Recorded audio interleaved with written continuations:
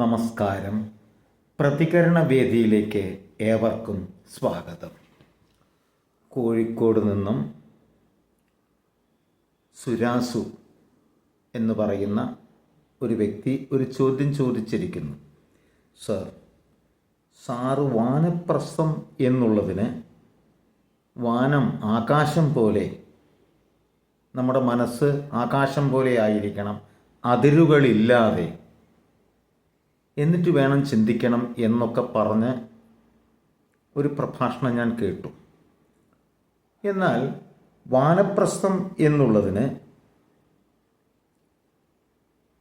ലോകാസക്തി വെടിഞ്ഞ് ഭാര്യയോടുകൂടി കാട്ടിൽ ചെന്ന് തപസ് ചെയ്യുന്നവൻ എന്നാണ് അർത്ഥം.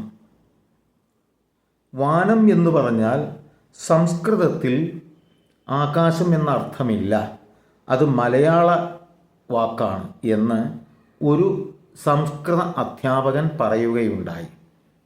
സാറ് എന്തിൻ്റെ അടിസ്ഥാനത്തിലാണ് ഇത് പറഞ്ഞിട്ടുള്ളത്? ഇവിടെ വാനം എന്ന സംസ്കൃത പദത്തിന് ആകാശം എന്ന അർത്ഥമില്ല എന്നുള്ളത് എനിക്കറിയാം. അത് മലയാള പദമാണ്. മലയാളത്തിൽ വാനം എന്നുള്ളതിന് ആകാശം, വെള്ളത്തിൻ്റെ ഇരപ്പ് എന്നിങ്ങനെ അർത്ഥങ്ങളുണ്ട്. സംസ്കൃതത്തിൽ ഉണക്കിയ പഴം, കാറ്റടിക്കൽ, ജീവിക്കൽ, പൂങ്കാവൻ കൂട്ടം, വനസംബന്ധിയായത് എന്നൊക്കെയാണ് അർത്ഥം. ഇവിടെ നമ്മൾ ഭാഷാപ്രയോഗം നോക്കുന്ന സമയത്ത് വ്യാകരണത്തിനും അർത്ഥത്തിനും അതീതമായിട്ട് ആശയവിനിമയം എന്ന് പറയുന്നൊരു സംഭവമുണ്ട്.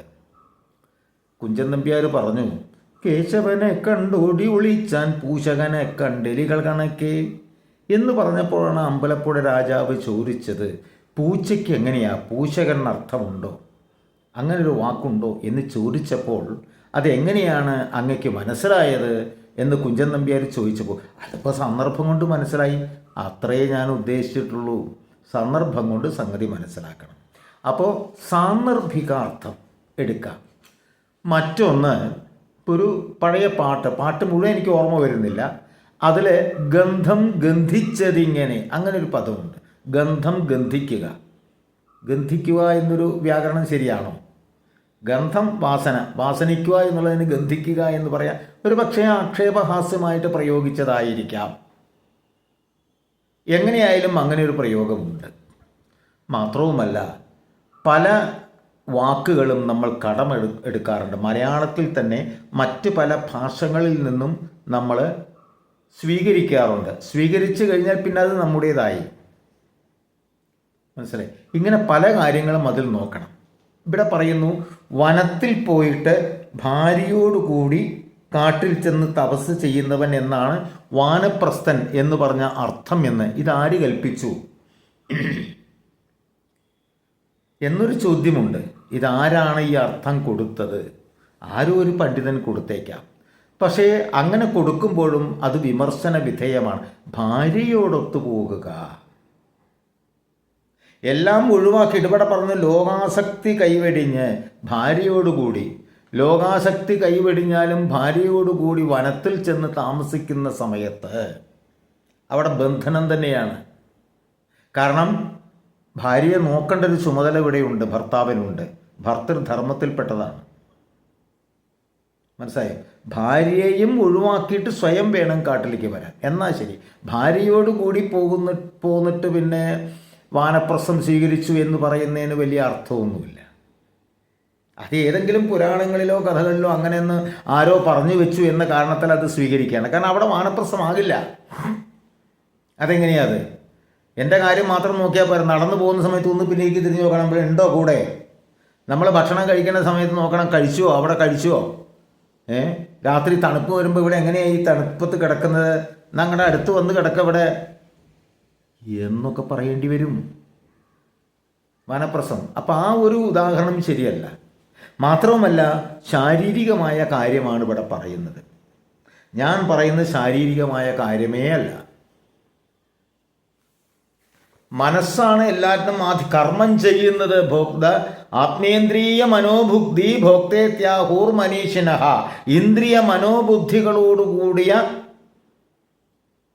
ആത്മാവാണ് അനുഭവിക്കുന്നത്. അനുഭവിക്കുന്ന ആത്മാവാണെങ്കിൽ കർമ്മം ചെയ്യുന്നു ആത്മാവ് തന്നെ. അപ്പോൾ ഇവിടെ വാനപ്രസ്ഥം എന്ന് പറയുമ്പോൾ എന്തായിരിക്കണം? ഇവിടെ എല്ലാം ഒഴിവാക്കി വിശാലമായിട്ട്, ഇവിടെ മനസ്സാണ് ആകേണ്ടത്.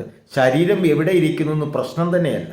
ശരീരം എവിടെ വേണമെങ്കിലും ആയിക്കോട്ടെ, മനസ്സ് വിശാലമായി തപസ് ചെയ്യാന്ന് പറഞ്ഞു. എന്തിനാ തപസ് ചെയ്യുന്നത്? വനത്തിൽ ചെന്നിട്ട് മോക്ഷം നേടാൻ അല്ലേ?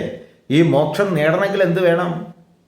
മനസ്സ് ഏകാഗ്രമാക്കി ചിത്തനിരോധം, ചിത്തത്തിലെ ദുർവാസനകൾ മുഴുവൻ പോയി സദ്വാസനകൾ നിറയണം അല്ലേ? അത് തന്നെയല്ലേ ഞാനും പറഞ്ഞത്. വനത്തിൽ പോയി തപസ് ചെയ്യേണ്ടെന്നല്ലേ ഉള്ളൂ.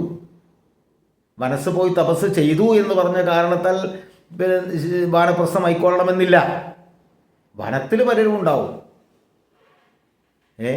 അങ്ങനെ ലക്ഷക്കണക്കിൽ കൂടുതൽ 1-2 ആൾക്കാർ എവിടെയെങ്കിലുമൊക്കെ പോയിട്ടുണ്ടാവും. ഹിമാലയത്തിലോ എവിടെയെങ്കിലുമൊക്കെ ഉണ്ടാവും. ഹിമാലയത്തിലുണ്ടാവും, അവിടെ സന്യാസിമാരും ഒക്കെ ഉണ്ട് അല്ലേ? സാധാരണഗതിയിൽ ഇപ്പോൾ പുരാണങ്ങൾ എടുത്തു നോക്കാൻ ചെന്നതിന് രാജാക്കന്മാർ വാനപ്രസ്ഥം സ്വീകരിച്ചതായിട്ട് കാണുന്നുണ്ട്. ഭർതൃഹരി എല്ലാം ഒഴിവാക്കിയിട്ട് കാട്ടു പോയിട്ടുണ്ട്, അങ്ങനെ ചെയ്തിട്ടുണ്ട്. അതേമാതിരി ശങ്കരാചാര്യരുടെ ഗുരുനാഥനായിട്ടുള്ള ഗോവിന്ദമുനി, അദ്ദേഹം വിദ്യാസാഗർ എന്ന് പറയുന്ന ഒരു ബ്രാഹ്മണനായിരുന്നു. മാത്രമല്ല അദ്ദേഹം കലിംഗരാജ്യത്തെ രാജാവായിരുന്നു. എല്ലാം ഒഴിവാക്കിയിട്ട് അദ്ദേഹം തപസ് ചെയ്ത് പിന്നെ സന്യാസം സ്വീകരിച്ചു ഗൗഡപാദ മുനിയിൽ നിന്ന്, അങ്ങനെയൊക്കെ കേട്ടിട്ടുണ്ട്. അതൊക്കെ ശരി. പക്ഷെ സാധാരണ ഒരു വ്യക്തി ഇങ്ങനെ വാനപ്രസ്ഥം സ്വീകരിച്ചതായിട്ട് കേട്ടിട്ടില്ല. രാജാക്കന്മാരും മഹർഷിമാരും അവരൊക്കെ ഉണ്ട്. സാധാരണ ഒരു ഗൃഹസ്ഥാശ്രമി അങ്ങനെ ചെയ്ത് കണ്ടിട്ടില്ല. അപ്പം നമ്മളെ സംബന്ധിച്ചിടത്തോളം എന്താ വേണ്ടത്? മനസ്സിനെ വിശാലമാക്കുക. വാനം പോലെ, ആകാശം പോലെ. മലയാളം അർത്ഥമായിക്കോട്ടെ, അതിനെന്താ കുഴപ്പമെന്താ? അതിനെന്താ കുഴപ്പം? എന്താ ഇപ്പോൾ മലയാളം അർത്ഥം എടുത്തു എന്ന് കാരണത്താൽ അത് നമുക്ക് എടുക്കാമല്ലോ. പിന്നെ പ്രസ്ഥം എന്ന് പറഞ്ഞ ഒരളവ്, മുകൾ പരപ്പ്, തടം, മൈതാനം, കണക്കാക്കപ്പെട്ട വസ്തു. അതായത് എന്തിനെങ്കിലും നമ്മളൊന്ന് തിരഞ്ഞെടുത്തിട്ടുണ്ടെങ്കിൽ അതാണ് പ്രസ്ഥം. അപ്പോൾ വാനപ്രസ്ഥം എന്ന് പറഞ്ഞാൽ വാനം, ആകാശത്തെ നമ്മൾ തിരഞ്ഞെടുത്തു. ഏതുപോലെ? അതേപോലെ ചിന്തിക്കുവാൻ, അതിരുകളില്ലാതെ ചിന്തിക്കുവാൻ. നമ്മുടെ പ്രാരാബ്ധങ്ങളെല്ലാം കഴിഞ്ഞു. മക്കളെല്ലാം വിവാഹം കഴിച്ചു കൊടുത്തു. അവർക്ക് അവരുടേതായ കാര്യങ്ങളായി. ഇനി നമുക്ക് യാതൊരു പ്രശ്നങ്ങളുമില്ല. നമ്മൾ സ്വതന്ത്രരായി. ഇനി ചിന്തിക്കണം, ഇനി തേടണം, അന്വേഷിക്കണം. കേനോപനിഷത്ത് ഇപ്പോൾ 2 ദിവസമായിട്ട് വാട്സപ്പിൽ ഇടുന്നുണ്ട് ഞാൻ. അതിലുള്ള ചോദ്യമാണ്, ഇതിൻ്റെ ആധാരം ആര് എന്ന് ചോദിക്കുന്നുണ്ട്. അപ്പോൾ എന്ന് പറഞ്ഞ പോലെ ഇതിനെല്ലാം ഈ പ്രപഞ്ച വ്യവഹാരത്തിന് ആരാണ് ആധികാരികമായിട്ടുള്ളത്? എന്നെ സംസാരിക്കാൻ പ്രേരിപ്പിക്കുന്നത് ആരാണ്? എന്നെ ചിന്തിക്കാൻ പ്രേരിപ്പിക്കുന്ന ആരാണ്? എൻ്റെ കണ്ണുകൊണ്ട് ഞാൻ കാണുന്നുണ്ടെങ്കിൽ ആ കാഴ്ച തരുന്നത് ആരാണ്? അതിന് പ്രേരകമായ ശക്തിയത്. എങ്ങനെയുള്ള അന്വേഷണം, വിശാലമായി അന്വേഷിക്കാനുള്ള ഒരു കാലഘട്ടം വാനപ്രസ്ഥം. അതിൻ്റെ ഇടയിൽ നമുക്ക് പറ്റിയ അമളികൾ, അബദ്ധങ്ങൾ അത് തിരുത്തുവാനും അതിന് പ്രായശ്ചിത്തം ചെയ്യാനുള്ള കാലഘട്ടമാണ് ഈ വാനപ്രസ്ഥം. അതിന് വനത്തിൽ പോയി തപസ് ചെയ്യണമെന്നില്ല. ഇപ്പോൾ വനത്തിലേക്കൊന്നും പോകാനും പറ്റില്ല. പണ്ട് കാലത്ത് അങ്ങനെ ചെയ്തിരുന്നു പറഞ്ഞാൽ ഇതിലൊക്കെ മാറ്റം വരും. പരിണാമ വിധേയമാണ് ഇതെല്ലാം.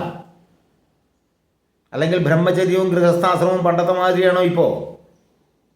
ലിവിങ് ടുഗദർ, ഇതൊന്നും ഗൃഹസ്ഥാശ്രമത്തിൽ പറഞ്ഞിട്ടില്ല. മനസ്സിലായി? അങ്ങനെയാണ്. എല്ലാറ്റിനും മാറ്റം വന്നില്ലേ? ബ്രഹ്മചര്യത്തിന് മാറ്റം വന്നില്ലേ? വിദ്യാർത്ഥി കാലഘട്ടത്തിന് മാറ്റം വന്നില്ലേ? അധ്യാപകരെ തല്ലുന്ന വിദ്യാർത്ഥികൾ വരെ ആയിന്ന്. എല്ലാറ്റിനും മാറ്റം വന്നിട്ടുണ്ട്. അപ്പോൾ ഇതിനും മാറ്റം വന്നിട്ടുണ്ട്. വാനപ്രസ്ഥം എന്ന് പറഞ്ഞാൽ ശരീരം അവിടെ പോയി തപസ് ചെയ്യല്ല. മനസ്സിനെ ശുദ്ധീകരിക്കുക, അന്വേഷിക്കുക. ഇതിനെല്ലാം കാരണക്കാരൻ ആരാണ് എന്ന് അന്വേഷിക്കുക. അതേപോലെ തന്നെ നമ്മളുടെ ജീവിതത്തിൽ കഴിഞ്ഞുപോയ എന്തെല്ലാം ഉണ്ടോ ദോഷങ്ങൾ, അതിനൊക്കെ പരിഹാരം കാണുക, പ്രായശ്ചിത്തം ചെയ്യുക. ഇതിൻ്റെ കാലഘട്ടമാണ് വാനപ്രസ്ഥ കാലഘട്ടം. അതിന് വനത്തിൽ പോകണമെന്ന് നിർബന്ധമൊന്നുമില്ല. ആരോ ഒരർത്ഥം അങ്ങനെ കൽപ്പിച്ചു, പണ്ഡിതനായിരിക്കാം അല്ലായിരിക്കാം, അത് എത്ര വലിയ താല്പര്യമൊന്നുമില്ല. അതപ്പോൾ ഞാൻ പറഞ്ഞത്, വനത്തിൽ പോയി ഭാര്യയോടൊത്ത് പോയി കഴിഞ്ഞാൽ അത് ശരിക്കും ഒരു വാനപ്രസ്ഥമാകുമോ?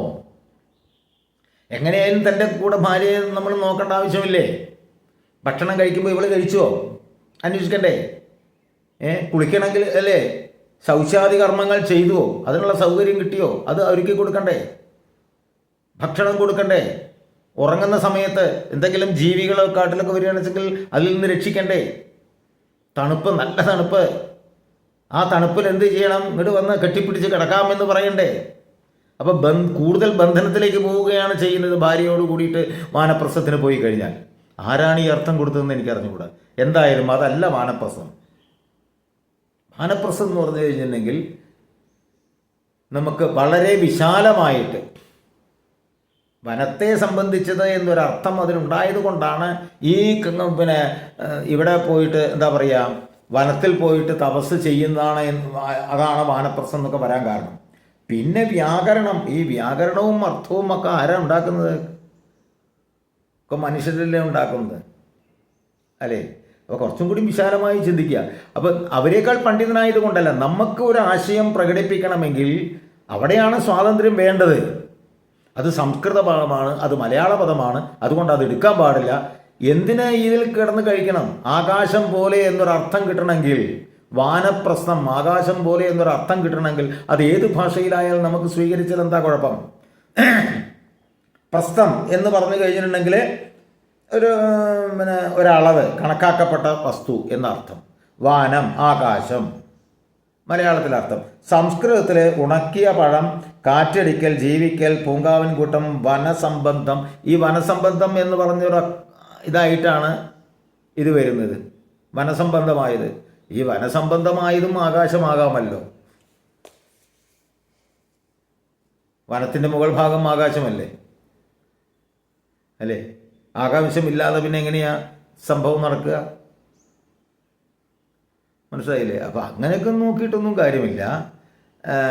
സംസ്കൃത പദമാണ്, അതെ സംസ്കൃത പദമാണ് വാനപ്രസ്ഥം. പക്ഷെ ഞാൻ ചോദിക്കുന്നത് അതല്ല. വനത്തിൽ ഭാര്യയോടൊത്ത് പോകുക എന്ന് പറഞ്ഞു കഴിഞ്ഞിട്ടുണ്ടെങ്കിൽ അത് ആരാണ് അർത്ഥം തീരുമാനിച്ചത്? അതെങ്ങനെ ശരിയാകും? എല്ലാം ത്യജിക്കപ്പെട്ടു പോവുക എന്നാ പറയുന്നത്. എങ്ങനെയാണത് ശരിയാകുന്നത്? ലോകാസക്തി വെടിഞ്ഞ് ഭാര്യയോടുകൂടി കാട്ടിൽ ചെന്ന് തപസ് ചെയ്യുന്നവൻ വാനപ്രസ്ഥൻ. ലോകാസക്തി വെടിഞ്ഞു. പക്ഷെ എങ്കിലും ചില ആസക്തികൾ ഉണ്ടാവുമല്ലോ. തൻ്റെ കൂടെ വരുന്നവരെ രക്ഷിക്കണമെന്നൊരു ആസക്തിയില്ലേ? ബന്ധം കൂടുതൽ മുറവുകയല്ലേ ചെയ്യുന്നത്? അപ്പം ഞാൻ പറഞ്ഞത് ശാരീരികമായ കാര്യമല്ല, മാനസികമായിട്ട് നമ്മൾ മുക്തമാകണം, എല്ലാറ്റിൽ നിന്നും മുക്തമാകണം. അതാണ് വാനപ്രസ്ഥം എന്നാണ് ഞാൻ മനസ്സിലാക്കിയിട്ടുള്ളത്. മറ്റൊന്നും തെറ്റാന്ന് ഞാൻ പറയുന്നില്ല, പക്ഷേ വനത്തിൽ വെച്ചിട്ട് എന്ന് പറയുന്നതോട് ഉൾക്കൊള്ളാൻ കഴിയുന്നില്ല. നന്ദി, നമസ്കാരം.